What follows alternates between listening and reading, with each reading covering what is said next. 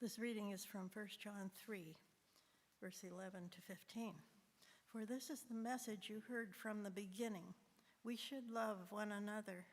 Do not be like Cain, who belonged to the evil one and murdered his brother.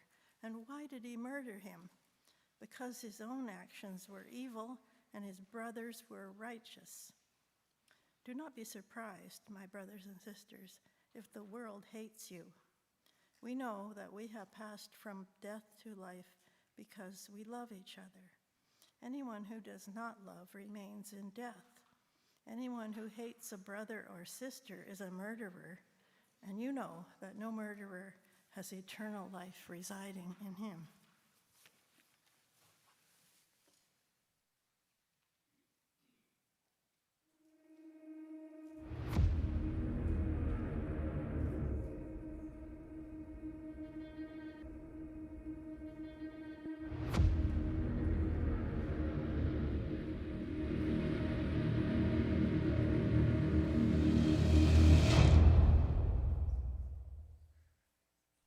Adam and Eve had a son. Then Eve said, I'll name him Cain, because I got him with the help of the Lord. Later she had another son and named him Abel. Abel became a sheep farmer, but Cain farmed the land. One day, Cain gave part of his harvest to the Lord, and Abel also gave an offering to the Lord. He killed the firstborn lamb from one of his sheep and gave the Lord the best parts of it. The Lord was pleased with Abel and his offering, but not with Cain and his offering. This made Cain so angry that he could not hide his feelings. The Lord said to Cain, What's wrong with you? Why do you look so angry? If you had done the right thing, you would be smiling. But you did the wrong thing, and now sin is waiting to attack you. Sin wants to destroy you, but don't let it. Cain said to his brother Abel, Let's go for a walk. And when they were out in a field, Cain attacked and killed him.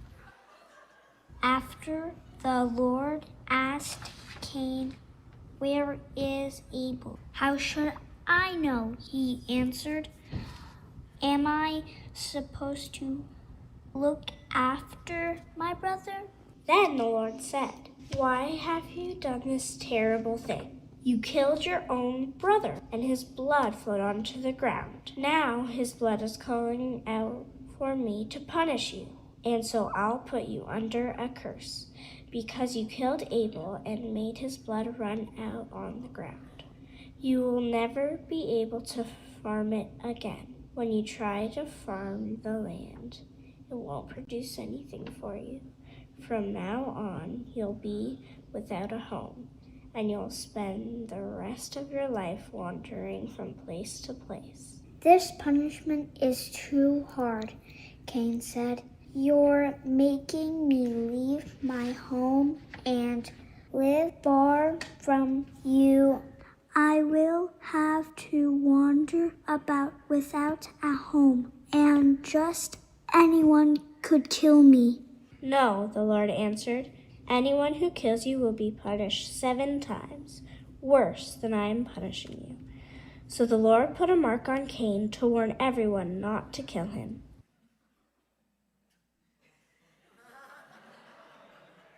But Cain had to go too far from the Lord and live in the land of wandering, which is east of Eden.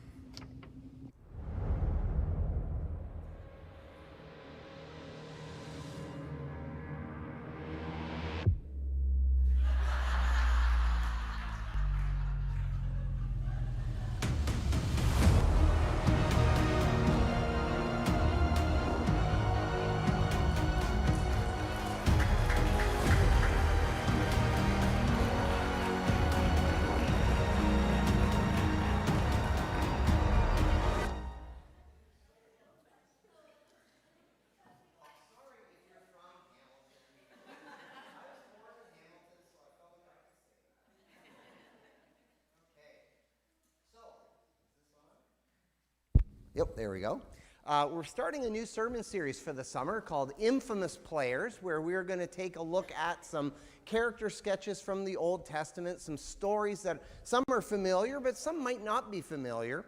And we're going to look at the characters in that story with particular focus on what would be called the bad guy of the story for a number of different reasons.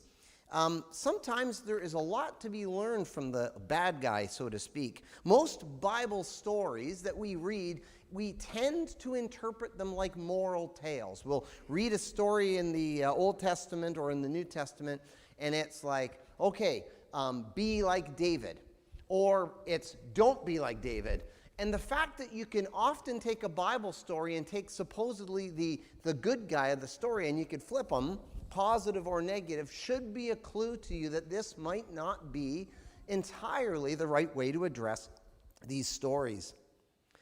Sometimes you'll read a story that'll be Samson followed these steps, so follow those steps. Or Samson followed these steps, so don't follow those steps.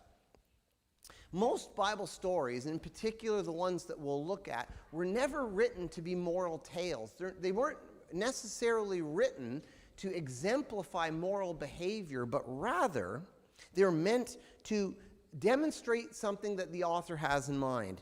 They're meant to often tell a bigger story. They're part of a great big story, a great big narrative, the story of God's redemption of his people. And they're usually they're usually stories that reveal to us something about God. Now, that doesn't mean that we can't learn from the life of Samuel, or we can't learn what not to do by looking at Ahab or looking at Gideon. That's all true, but we need to keep the author's original intent in mind. We need to keep the big picture. So biblical narratives are meant to reveal the work of God. They're meant to reveal the character of God and what God's accomplishing in the world. And so we'll often read a story and we'll have to back up a little bit to kind of see it in its greater context. Now, if you've got a Bible, I invite you to turn to Genesis chapter 4. We're going to be digging into that story and looking at a couple of features in the text. And as we do that, I want to introduce two very important interpretive lenses, if you will, two principles that we're going to keep in mind as we read stories like this one. And the first one is that God is the main character of the story. God's the main character of the story of Cain and Abel. And so what's happening in the story is not necessarily a story about Cain or even a story about Abel. It is those things, but over top of that, it's a story of how God interacts with people as they struggle, how God interacts with people as they try to find their own path and perhaps follow it to their suffering and to their destruction. The second thing I want us to note, and this is going to become clear as we work our way through these stories, is that the good guys, so to speak, in Bible stories often aren't that good. The good guys in the story are often flawed and often damaged goods. In fact, that's part of why I find Bible stories so powerful, is that they are so real. They're so true to humanity. They're so true to the way we are and the way we act that they just follow and track with the impulses that I feel and that I've seen other people feel. Likewise, on the flip side, we're going to notice that the bad guys aren't entirely bad. That sometimes the bad guys in the story have redeemed or redemptive themes working in their life, or sometimes the bad guy is somebody that did the right thing but for the wrong reason, or maybe they did the wrong thing but they had the right intent in mind. It's complicated, I guess is what I'm trying to say. I'm often amazed at the honesty and the clarity and just the truth that's found in the biblical text.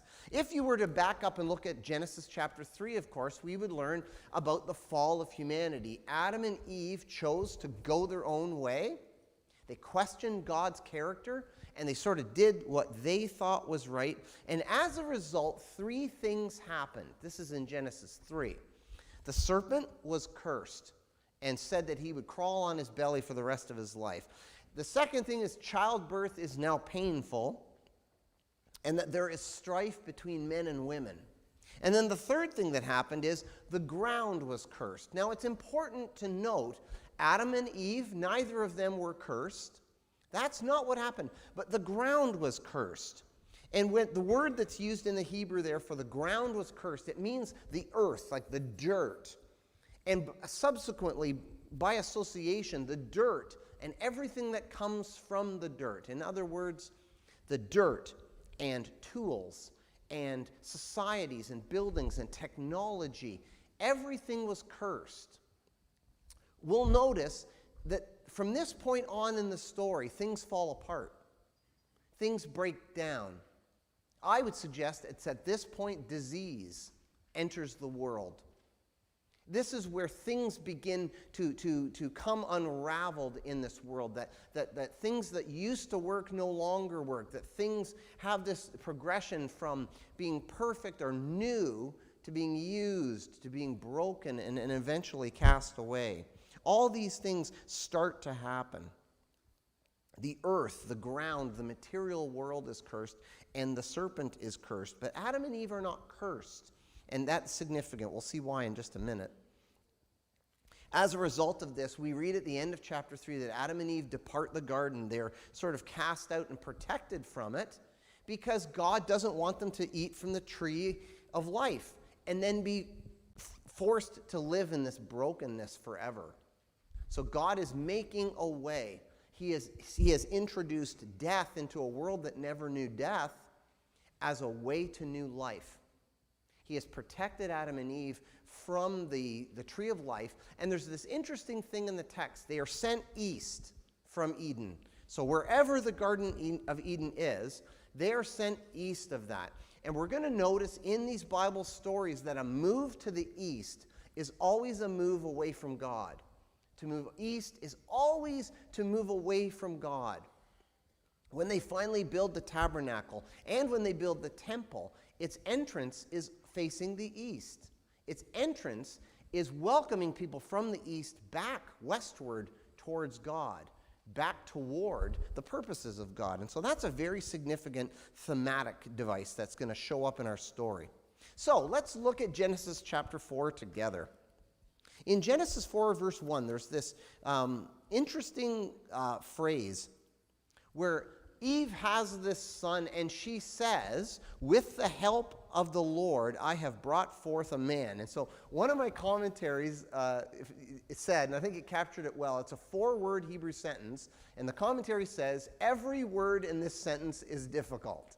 And then they go on to explain how each word is really tough to kind of to tease out what the meaning is. It's very tight language. It's lots of rich, subtle meaning in the text.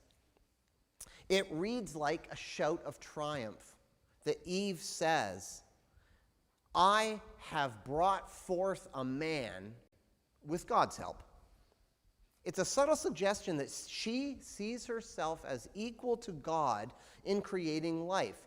It sounds just a little bit arrogant to suggest that I am making people now. The way God made people, now I am making people. It's problematic at best. And then the other question is that she made humans, which isn't entirely not true. It's an amazing thing that happens within a woman's body, that a human being is formed. And a human being is then introduced into the world. There is, of course, nothing like it in the world. But I would suggest that Adam had something to do with it. And he gets ignored in that point. Okay, moving on. Verse 2.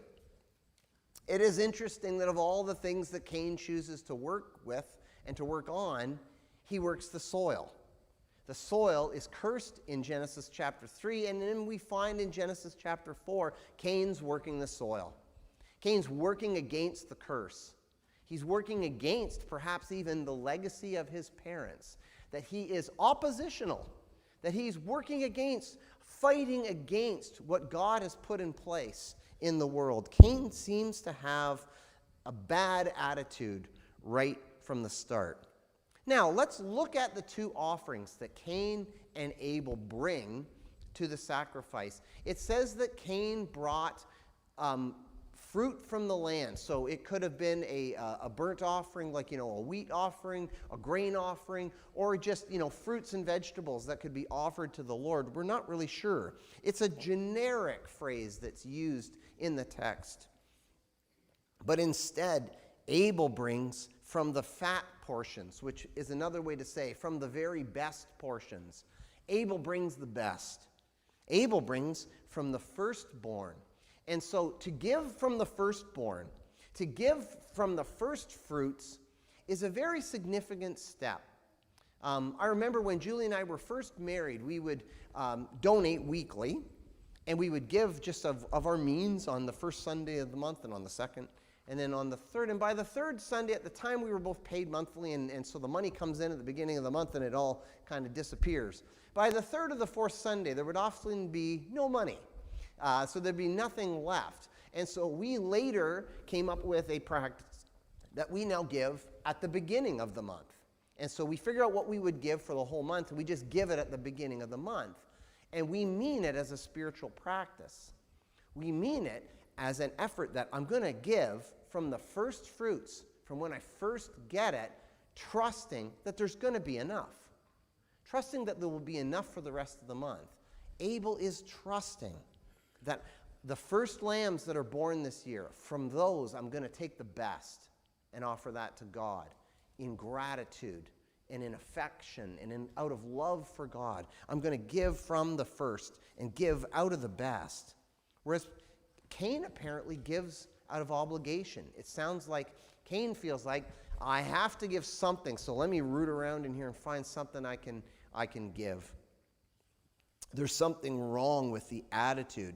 Now, it's important to note there's nothing wrong with grain offerings. There's nothing wrong with giving from the fruit of the land.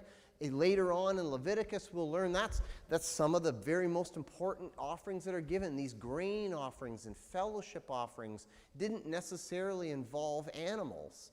And there's nothing wrong with those. There's nothing superior about a meat offering. But instead, it's simply this principle that Abel seems to give out of a different place. He gives out of a different kind of relationship with God, and that's significant. Now, God corrects Cain, and it's important to note in verse 5, Cain responds with anger. God corrects and offers lovingly, there's something wrong here, and Cain responds in anger. Let's look at the text. God says, "Why are you angry? Why is your face downcast?" There's something wrong in Cain's heart, and being corrected on this matter has sort of brought forth this very strong emotional response. What does that mean? If you did the right thing, it would go well for you, but if you do the wrong thing, sin is crouching. It could mean a number of things. It could mean that Cain's giving with the wrong attitude, and he needs to give with the right attitude. To give out of love. To give, reserving nothing. To give out of relationship. And what probably should have happened at this point is Cain should have said, "I'm sorry, God, my heart's not in the right place. I resent the praise that you give to Abel. I resent how easily he can give when it's so hard for me. God, help me and help change my heart so that I can look at giving differently than I have previously." There could have been something there. It's important to note that God does not say to Cain, "Now, Cain, let's go over a couple of really strong and important rules that we have, one of which is don't kill people." So remember, don't kill people. God doesn't go to the moral code or the moral behaviors and re-emphasize what's important and what's not important. Instead, God goes after the heart. God desires the heart of Cain. And the heart of Cain is what's broken in this story, not just his actions and his behaviors. I wish Cain could have given out of affection, that Cain could have given out of an understanding that God is God, and that I don't give to God in order to get. This is not an exchange that takes place. Abel gives to God freely, but Cain gives to God expecting to get something back. And I think sometimes we have that same feeling too. When we have this feeling that I've done all these things and why are things not going well for me? Why is it that I have to struggle with this and other people don't have to struggle with that? And a seed of bitterness kind of gets into the internal monologue that's running in our head. When we struggle with how things go for some people and not for other people, there is something at work. And what I would suggest this morning is we might find ourselves on a path. And it's a path that leads to bitterness. It's a path that leads to destruction. And it's a path that we need to address. There is even more to learn from this story, of course. I've always been told that anger is bad, and I don't necessarily believe that that is true. Some of us are just passionate. Some of us are people that just are, we go to 10 quickly, and we have had to learn to be in society and be in community with others, to temper our responses, to hold back on what we think, and all those things are good. But anger is sometimes the right response. Passionate people get it. But with all that being said, if you find yourself to be habitually cynical, I think this story is a warning to you. If you find it easy to mock and to make fun and to always find out what's wrong, I think this story is a warning for us. When we are habitually critical, when we are cynical, when we easily find that we are jealous of what other people have and how things go for other people, when we recognize bitterness in our words and in our thoughts, when we harbor space in our hearts to keep a fire of anger and rage burning and burning and burning, God says sin's crouching at the door and it wants to destroy you. It's such rich language that's used here in the Hebrew. Sin is described like it's a thing. It's a person. It's personified. It has emotion. It sits waiting. It's crouching. Its intent is to destroy. That it is, in a sense, like a demon of our own making. Out of this story, we see that bitterness is toxic. Rage is toxic. Those things poison us. And maybe this is why Jesus says in the New Testament that we ought to love our enemies. Not because it's easy, by no means. But Jesus tells us to love our enemies because hating them is killing us. Hating them wears us down and makes us literally sick. Jesus tells us that we should forgive our brother and sister. Jesus knows that jealousy and bitterness and rage, they make us sick. It's a vivid picture here and a sober reminder that in a fallen world, we create our own demons. We cause our own problems. There are, of course, lots of wickedness in the world that is not of our own doing. There are lots of horrible things that happen out of no ill desire in our own hearts. We live in a fallen world. But here in Genesis 4, we can see that this is where bitterness leads, that we create our own demons. Now, I want to look in the text at the idea of willful sin. You see it here in the story. We see in this story the truth about willful sin, that every person is capable of the worst sin in the wrong circumstances. There are just a host of TV shows, a host of movies, and popular media, and books nonetheless, that tell the story of a good person that slowly descends into evil. There are lots of TV shows that have this main theme, and the scary idea is that even you could do this. Even you could find yourself in a place or in a circumstance where something terrible could happen at your hands. There aren't good people and bad people, and it's a matter of choosing to be good and don't choose to be bad. What the Bible tells us is that after the fall of humanity, we're all bad. We're all capable of doing evil, even the worst evil. And Cain starts down this path and continues to follow it, despite a number of opportunities to change direction. In verse 5, Cain starts to harbor space for rage in his heart and keeps it alive. Cain is jealous. Cain is bitter. Then in verse 8, Cain follows this evil act with deceit combined with malice, willingly committing violence. And then in verse 9, Cain follows the terrible deed with more lying, always accompanying wrongdoing with lying. And then finally in verse 10, we see how sin drives us away from community. Sin drives us away from the presence of God. Sin isolates and separates. It pushes us out into the cold. It alienates us further from God and from the earth even, and from community. And Cain becomes a wanderer, the text says, out of the Lord's presence into the land of Nod. And interestingly, the Hebrew word for Nod is the land. It's the word for wanderer. So he is a wanderer in the land of wandering, east of Eden. In the story, I'm struck by how Cain is never remorseful. Even when confronted with the deed that he makes, the first thing he says in verse 13 is, "Oh, this is too hard, I can't do it." He's just killed his brother. And there's no remorse. Instead, it's replaced with self-pity. This is hard on me.